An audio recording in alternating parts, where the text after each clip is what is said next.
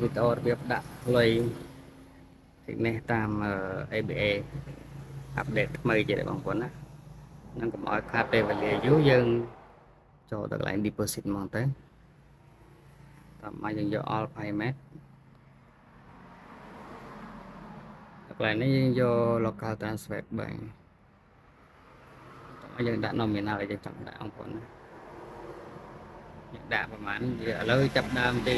$35ឡើងទៅសម្រាប់ account ចាស់ហើយបើ account ថ្មីចាប់ពី100ឡើងបងប្អូនណាតាមយើងដាក់50ហើយយើងចុច continue តាមយើងជ្រើសរើស bank យក ABA បងណាហើយ continue មួយទៀត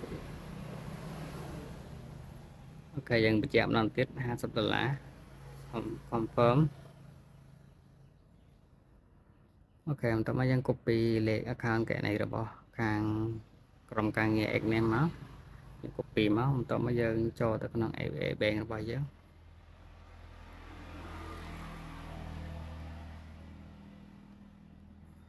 ហើយយើង transfer ចូល account គាត់ transfer ចូល account របស់គាត់មក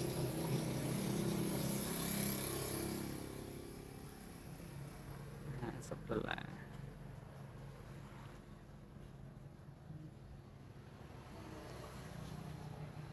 តោះមកយើង screenshot មួយបងប្អូន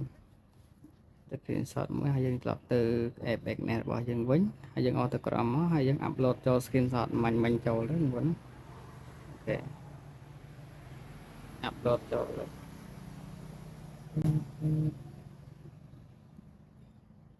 គ្រាន់តែមក confirm ទៅបងប្អូន